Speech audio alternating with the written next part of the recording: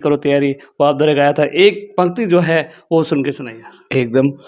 2017 में यह गीत आया था मेरा। उस समय यूपी में इलेक्शन थे जी। और योगी जी जो है पहली बार सीएम बने थे, तो यह गाना बहुत ट्रेंडिंग में रहा था।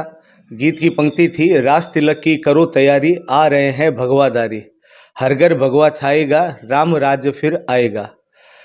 उस दौरान यह गीत खूब चला था और यह जो गीतों का सिलसिला है यह 2015 में प्रारंभ हुआ था और 2014 में जब मोदी जी ने इलेक्शन लड़ा था वाराणसी से, उस समय एक गीत था मेरा, बच्चा बच्चा करे पुकार, अब की बार मोदी सरकार, मोदी पीएम कमल निशान, मांग रहा है हिंदुस्तान, अब की बार मोदी सरकार। 2014 में यह पहला गीत था। उसके बाद लगातार यह गीतों का जो सिलसिला है वो अनवरत जारी है।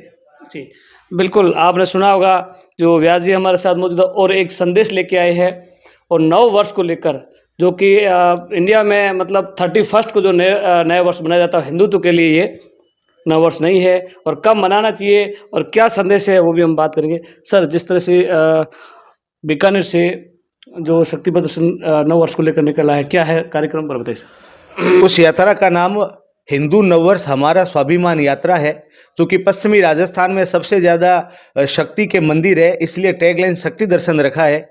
यात्रा का एक ही उद्देश्य है कि यात्रा का एक ही संदेश, नववर्ष मनाए सारा देश। जो अपने विक्रमी संवत्सर 2082 इस बार प्रारंभ होने वाला है और अपना नववर्ष चैत्र शुक्ल प्रतिपदा को लगता है, उस नववर्ष को धूमधाम से मनाए। जैसे 31 मनाते हैं वैसे ही हमें अपनी संस्कृति और सभ्यता को कायम रखना है, क्योंकि हिंदू मान्यता के अनुसार इसी दिन ब्रह्मा जी ने सृष्टि की रचना की थी, इसी दिन हमारा आराध्य देव श्री रामचंद्र जी का राज्याभिषेक हुआ था। और हिंदू धर्म के जितने भी कार्यक्रम हैं, बच्चे के जन्म से लेकर मृत्यु तक के, वो सारे तिथि अनुसार होते हैं।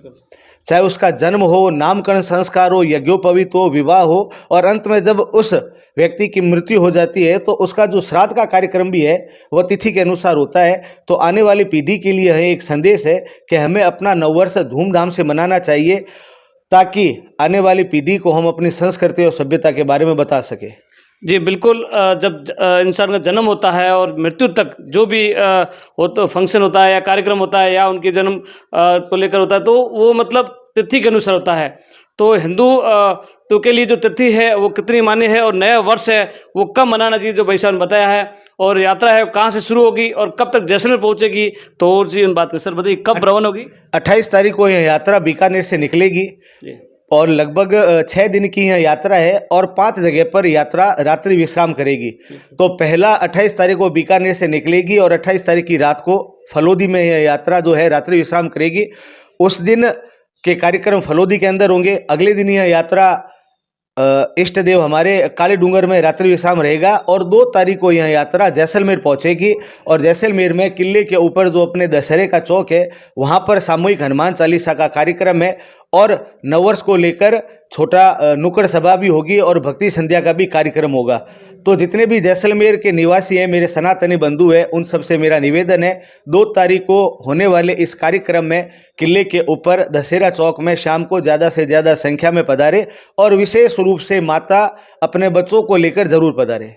जी, भाई साहब का कहना है कि 2 तारीख को जो है फोर्ट में स्थित वहाँ पे सभा होनी है और वहाँ पे यहाँ जैसलमेर शहर वासियों के लिए वो गांव से भी आना चाहे तो वो भी पहुँच सकते हैं और कार्यक्रम है वो रात्रि में होगा, तो वो यहाँ से ज़्यादा संख्या में पधारने का कष्ट करें। इनका भाई साहब को जो है संदेश था। धन्यवाद।